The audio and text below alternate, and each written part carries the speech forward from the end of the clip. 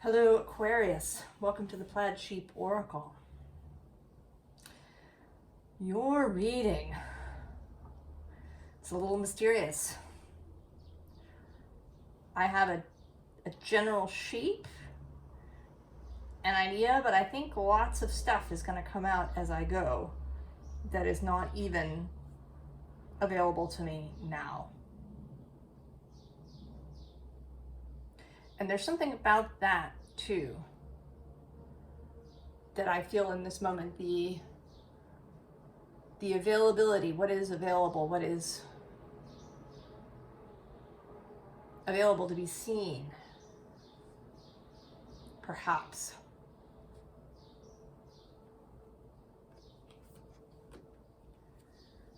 You begin with this dark solstice sun card from the Cantigee Oracle. And this is the first card. The deck has 52 cards a week per year, and it starts at the solstice. And you could start it at either solstice, summer or winter. There is a sense that it's intended to be the summer solstice, but it's kind of a perceptual thing. And this card too is coming through as perceptual. It is the dark solstice sun, but also as the star, which is the tarot card that's associated with you, Aquarius. And the sun, of course, is a star, our star. But there is also something about the sun, and therefore about Leo, your opposing sign. Right?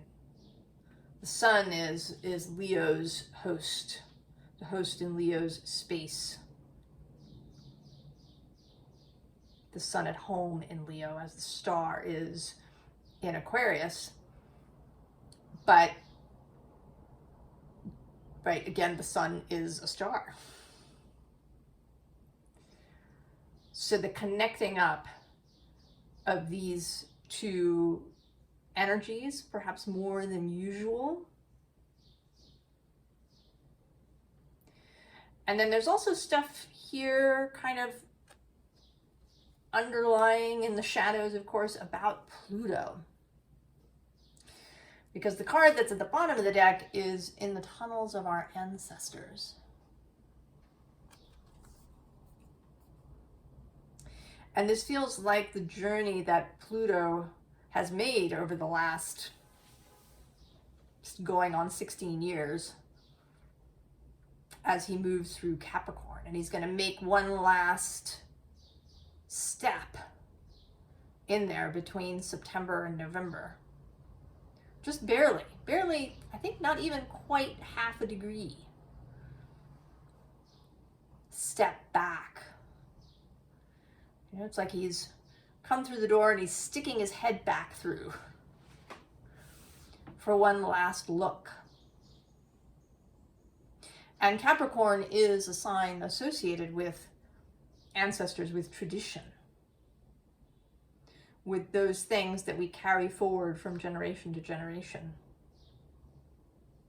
As well, perhaps, with those things that are lost. And Pluto, he is a revealer. And I think often when we think about him, we think of him revealing, you know, dark secrets, lies, things that have been hidden because they're bad in some way. But I think that's only one type of reveal. I think Pluto can also reveal things that were simply lost. Ways of seeing, ways of moving through the world, understandings of reality, understandings of structure and society, and how to, right, and as he moves from Capricorn into Aquarius, there is a sense of taking those ideas and bringing them forward into the now. Because we are different. Not everything is going to work, perhaps, in the same way as it did 2,000 years ago. But there are ideas, ways of seeing, knowledge, even secrets, occult knowledge that can be brought forward, that have real possibility in the current age.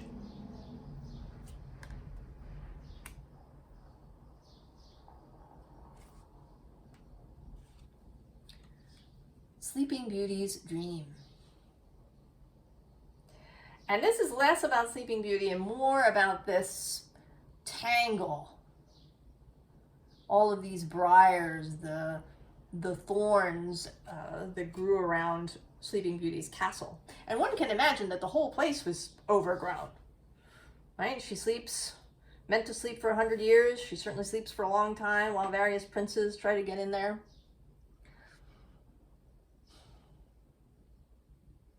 So all of this stuff has grown up around Sleeping Beauty. And your energy, Aquarius, is today coming through as the card at the bottom of the deck. The card of the gardener. I mean, this was the thing that stood out to me the most immediately. This notion that the gardener arrives. It's not about the prince or any symbolism of that. The gardener shows up.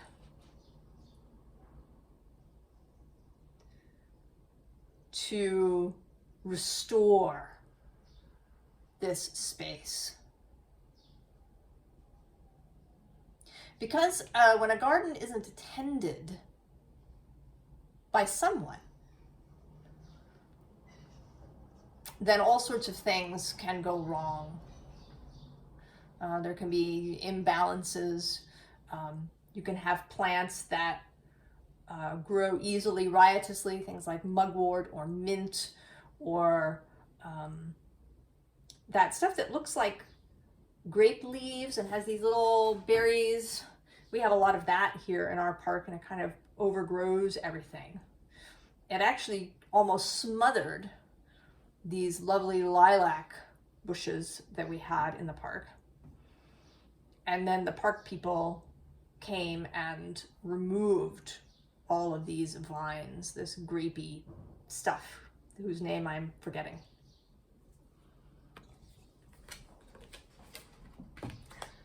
So that the lilacs could be restored and could grow again.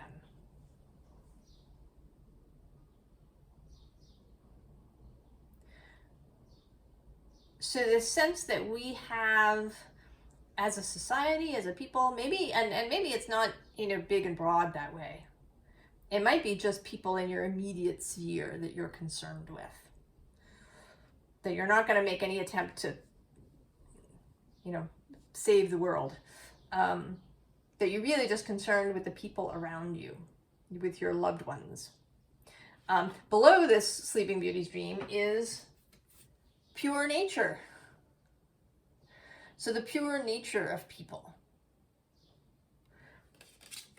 Before all of the overgrowth of that which doesn't belong and which is just, taking resources, smothering what it is that we really want to grow. All right, like kudzu vine, which can, kind of squeeze and choke if it gets out of control. And all of these plants have their place. It's when they grow out of control, when the relationships, I don't even want to say balance. Have I mentioned that I'm really disliking the word balance lately? Kind of makes me itch in some way. I don't know what it is, but I want to say that, nature isn't about the word balance. It's about relationship. That the plants and the insects and the animals and the people are in really good relationship with one another.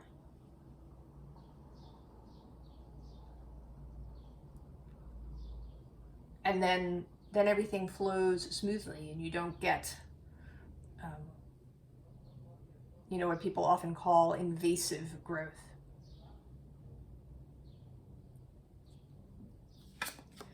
And so we have both new directions, more of this plant theme, and then also listen. So as the gardener, you don't just come in and wholesale, you know, pull stuff out and, you know, get down to the bare earth and start again. You want to, right, you want to tend it, you want to coax it. I mean, some things may have to be pulled out and removed, but you don't have to, you know, sacrifice everything. That there is a way to listen to the space that will tell you how to proceed. If you know the story of Findhorn, which is now a retreat center in Scotland and a place as well, a town, a group of people arrived, a family in Findhorn, and it was kind of a forbidding, almost barren place. But they'd had, you know, a spiritual, mystical mindset. And so they created a garden, and they listened to the garden, to the plants, to the spirits of those plants and place.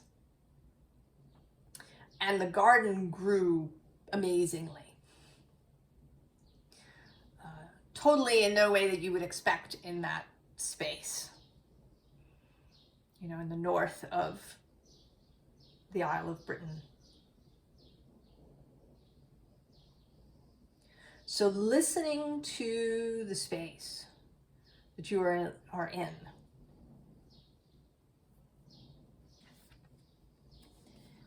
And then we have liberty. And this is about a mindset, about showing up with this idea of liberty. I'm going to say a controversial thing. It's something I believe to be true. You don't have to agree with me at all. In my belief, we entered the age of Aquarius in the 17th century. Usually people talk about the age of Pisces beginning kind of around the birth of Jesus or somewhere in that general neighborhood. I think it began with the birth of the Buddha. And that we entered the age of Aquarius in the second half of the 17th century.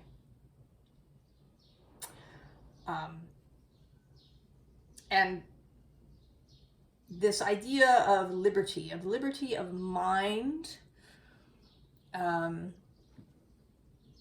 right? The idea that one would be free to worship as one wanted. It's true. At this point, it was, you know, pretty much limited to different Christian sects. But at its basic principle, and the basic principle that was, you know, wanted to be created at that time, this idea of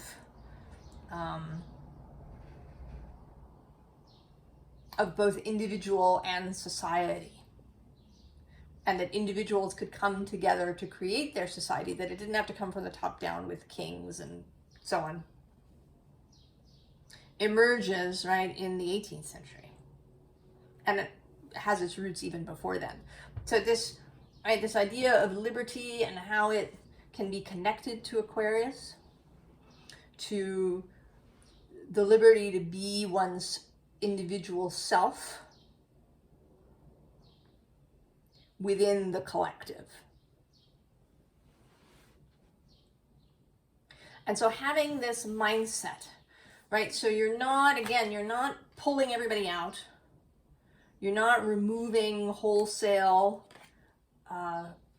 any certain kind of person or any belief system necessarily. That you're really taking the time to look at what is there. to see, to inquire, to talk to all the plants growing.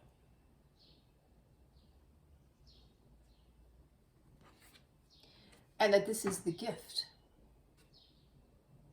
This freedom, this compassion, this acceptance, also the listening. That's a real gift, to listen to people. And here, you know, if you've been with me on the channel, right, when you're wearing your red outfit, you're moving from that heart space, from joy and passion and love. And to me, it feels as if your skirt is like spreading onto the swan. So this is not, right, it's not a top-down kind of idea where you go and tell people what to do. It's almost like osmosis, right? Capillary action, too.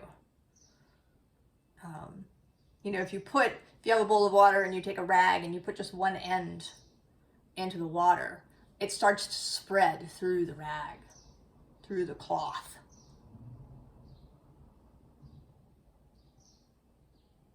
The water moves through the cloth.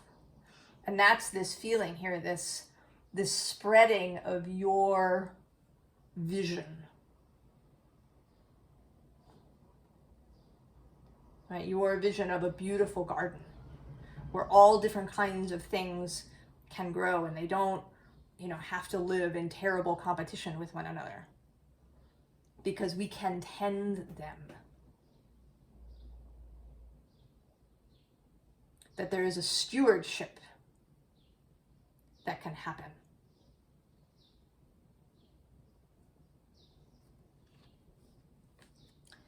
Then we have the Eight of Pentacles, and this, you know, and at the bottom of the deck is the Ace of Pentacles. So I have the sense that you are building this new thing. You are crafting this new thing. And that you actually have inspiration, because under the Eight of Pentacles is the Queen of Wands. And actually the Knight of Wands as well. I always feel like she's commissioned you. She's shown up at your workshop. We're kind of switching metaphors here now a little bit. But maybe she's shown up at your greenhouse where you work. And she has commissioned you to create this garden, to create this new world, this new community, perhaps. It might have to do with the workplace. This could be literal, right? Maybe you're a consultant and people hire you to come into their space and do this process. Or maybe you do it for the love.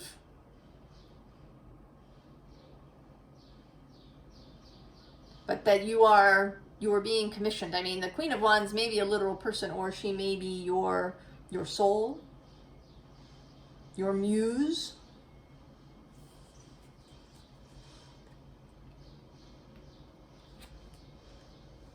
And so you show up with the new idea, the new perspective, the new way of looking at things. And your aim is, again, not to force anything or anybody into believing what you believe. Because then you also show up as this Queen of Cups. And right here you are, right, Aquarius is the water bearer. Showing up with your cup, your overflowing cup. And your overflowing cup is green. So this greenness, this viriditas that Hildegard of Bingen speaks of, that which moves through life.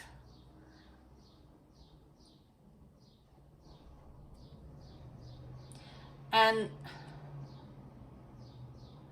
this, right, this more of this gardening metaphor of working with the garden.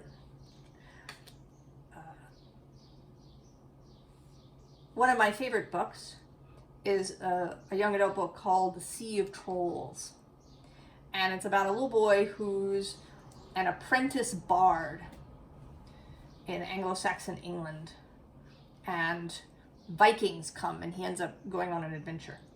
But one of the things that is part of his apprenticeship is his commitment, his vow. And what he says is, I serve the life force. That is the bard's commitment. And that was one of the things that really stuck with me out of that book. Like it wouldn't leave. And so I have thought of myself since then that is what, right? That's what I wanted. I wanted to be somebody who served the life force.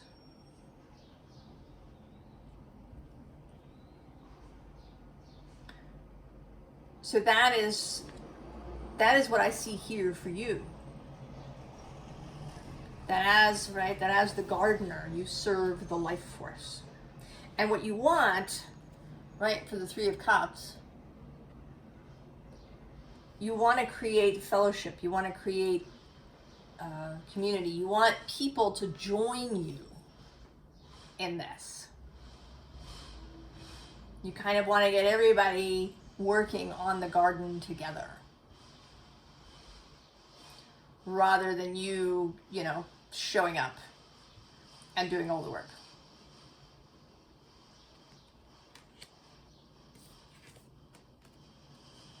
And then for that to spread with this Two of Cups.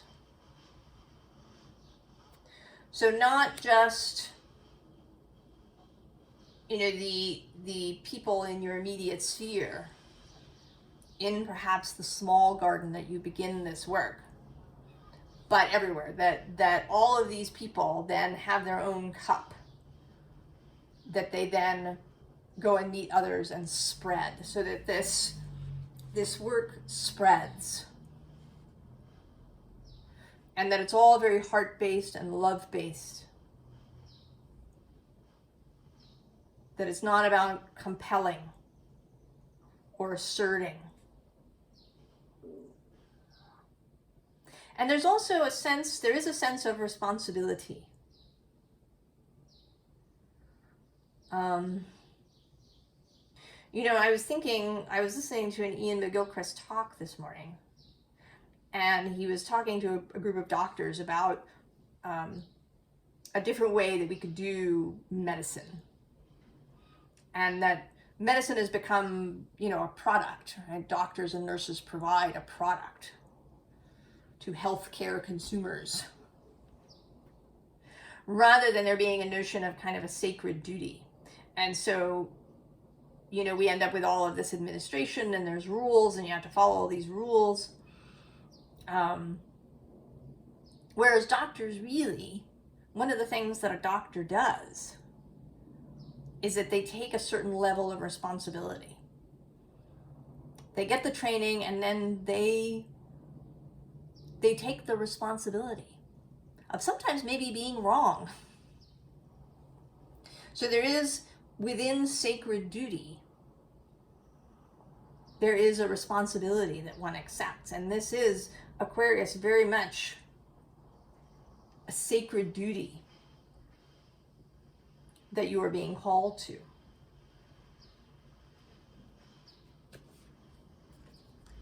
The sweet waters.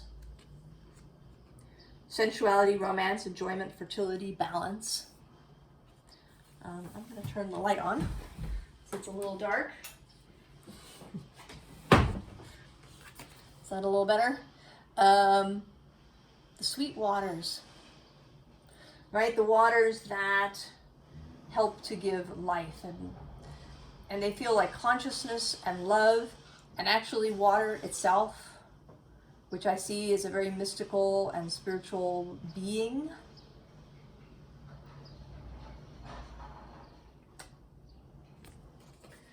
The bottom of the deck is the new earth, right? The new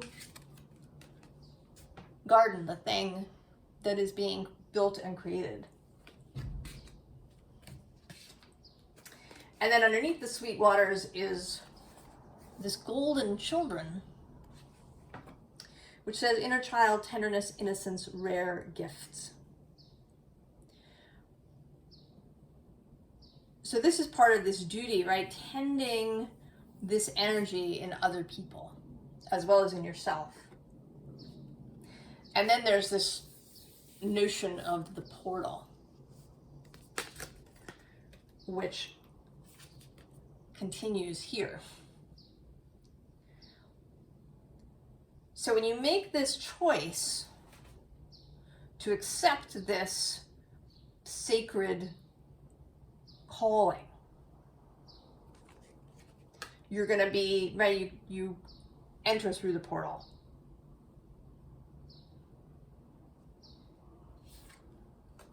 You cross the threshold, right? That's an idea that occurs in different rituals. Crossing of the threshold, the carrying of the bride over the threshold, the sealing of the commitment. And then we have this I'm sorry, which says defenselessness, righting past wrongs, uprooting. That this is a kind of an undefended position. This sacred calling of the gardener, of someone who is a steward, who tends to the growth. You're not forcing anything to grow. You're listening to what is needed and providing that, right? Water over here, a little compost over there, some limestone over there. There might be a little weeding, uprooting. And we see here, right, this is more plant metaphor with these root faces. The growing. I don't know, there's more in this card than I feel like I can express of this sacredness, of this. I know that there's some deep sense of love, of connection,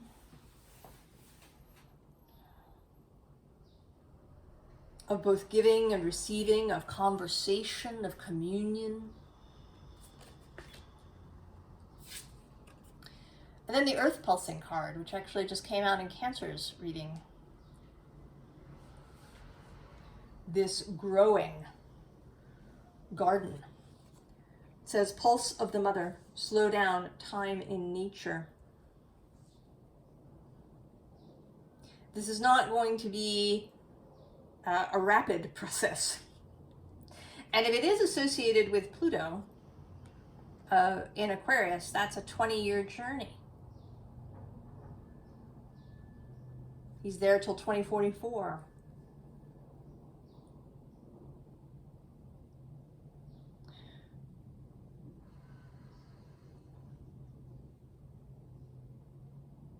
There is something about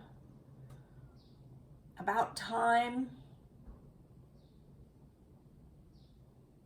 about seeing the bigger picture, about seeing what's in the distance, as well as what is immediately here.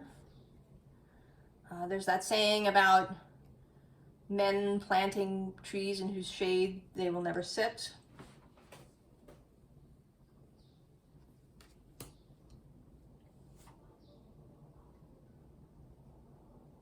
And then this was like the most mysterious row. to me, and we'll see where it goes. We have the Chariot, which, right, is movement forward and is emotional movement as well. It's associated with Cancer and the moon. And there is a sense, often there are two horses or lions or sphinxes, and the idea is that they need to be turned in the same direction so that the chariot can move forward. But here what needs to happen is that you just need to release yourself from this, right, this pole that binds you to the spot. And then we have this Emperor too, who often, this crow looks as if he's breaking free of these hands that are holding on to him. That maybe, in fact, it's the crow that is the Emperor and not the hands. That the hands are, you know, all of the stuff that may hold us in place, the beliefs that we have, the way that society has molded us.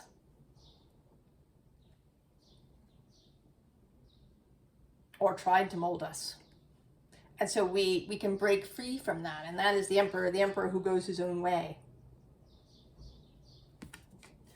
The Three of Cups shows up again below that. And the Ace of Pentacles. And actually this Five of Cups, which, right, this prayer, I want to say that, right, that Queen of Wands who has commissioned this garden, this restoration of the garden, that maybe she is doing so in answer to prayer. The Eight of Pentacles is at the bottom here. Doing the craft.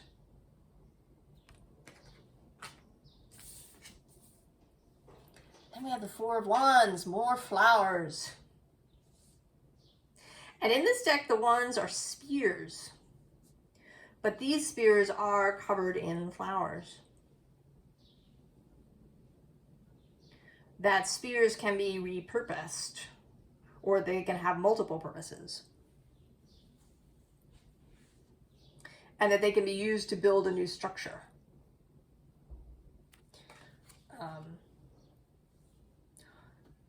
Previous ideas, perhaps. I mean, because they have these blades on them, they kind of call to mind the sword suit and ideas of the mind. So in this deck with spears, the combination of blade and staff, it's like thought and action put together. And this seems like, right, with this repurposing, that old ideas, old thoughts that no longer function, that no longer have a place in the new garden, can be repurposed in some way. We don't have to tear everything down. We don't have to destroy everything. Here with this Five of Swords, right, whacking through some of the overgrowth. We don't have to, right, like set fire to the whole thing and raze it to the ground.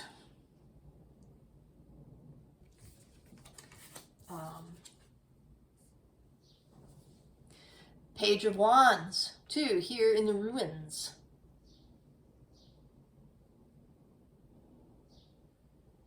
That it isn't necessary to destroy everything, to burn everything to the ground. That with this Nine of Wands, which normally seems, you know, can be like exhaustion, here seems rather active, right? This horse, you and others, right, taking those old wands and getting really excited about finding ways to repurpose them. Ways that existing structures can be altered in order to serve the current purpose. And I did not see that in this row at all. It just came out of me. A little channeling, a little seeing in the moment. And I kind of, right, I want to start with this card actually at the bottom of the deck, this Ace of Aether. And again, the combination, right, of the idea and the action with the hand. Taking the idea and then doing. The bottom of the deck has the Three of Fungi. And this seems like you here as the tortoise. And maybe these snails that are kind of hanging out with you are your first, right, your first Three of Cups crowd. And you're looking with great satisfaction at the mushrooms here that are growing. So taking satisfaction, taking pleasure in each little section of garden that is restored. Because this is probably how it will go. Because you're not, bringing a flamethrower to just raise everything to the ground and start fresh. You're probably going to go a little bit at a time. A piece over here, and then this next square over there.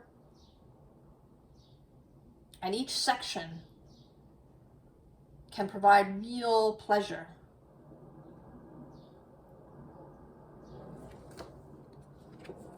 Now the Five of Pentacles here, Five of Cups, showing up, I think, as right, needing to say goodbye to some things. That's part of this process, is that some things do need to go. And then the Eight of Fungi repeats for a third time. And here, it seems like you're making a list, maybe. You've really had a good look. And you're making an initial list of, what really wants to stay and maybe what needs to go or what needs to be repurposed. So to take your time and to enjoy the process. Now with this Ten of Fungi, this feels like, right, community involvement. Don't try to do it all alone, Aquarius. I don't really think that you would. There is definitely a communal element to Aquarius.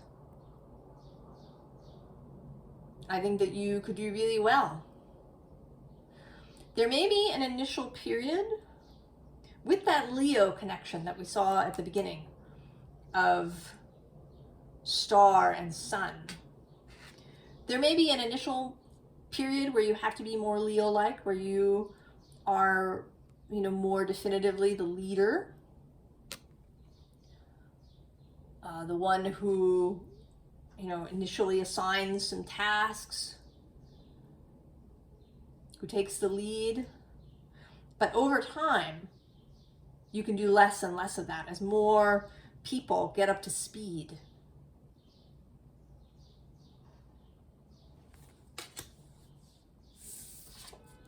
And so we have the Devil.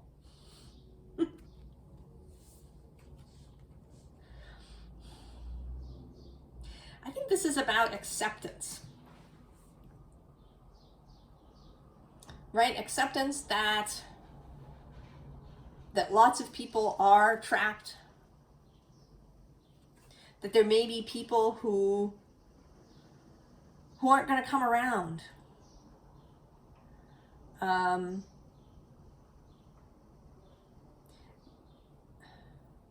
actually I'm also seeing this idea of Adam and Eve, right, leaving the garden, and actually doing so by choice. And this is sort of an interesting read that has never occurred to me before, but is coming through now, that Eve and Adam ate of the fruit of the tree of knowledge of good and evil deliberately. They did it deliberately. And that God in the scenario knew that they would. And so they leave. They aren't actually really thrown out. It's kind of their own choice, right? They know a little bit that they need a little help to get out of the Garden of Eden. Because it is so really beautiful there, but it's also kind of boring.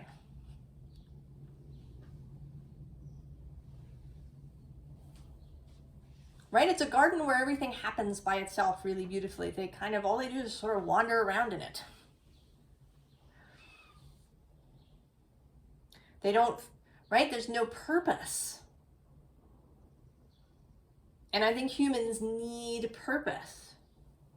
And this is actually calling to mind something I read somewhere about plants in nursing homes, or right in places where the elderly who are, who don't have families or who are unwell and need a lot of care, go and live, right? Nursing homes. And that if people are given a plant and then they're told, it's right, the nurse will, your attendant will tend to the plant. You just don't worry about it. And then other people are told that they're responsible for the plant. Those people do better when their, health is examined.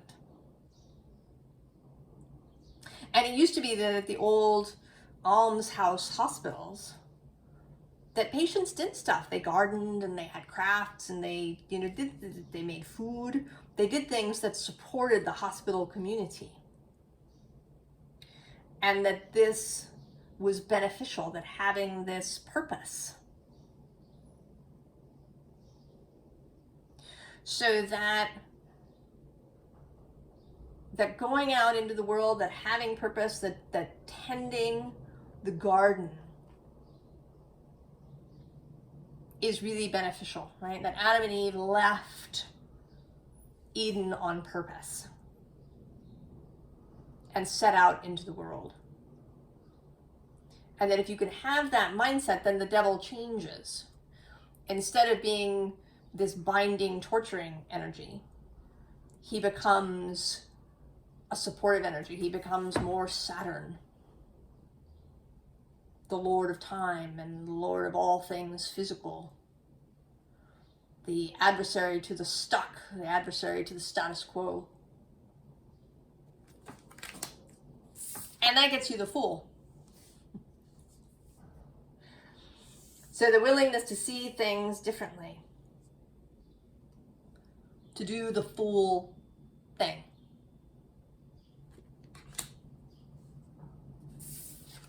And lastly, the Knight of Pentacles, the Knight of Cups. Everything with love. All right, sharing the cup. Sharing the cup, right? We've got Queen of Cups, Knight of Cups. The water bearer. But really, with love, with imagination, with expansion, with a kind of Jupiterian energy of a strongly held philosophy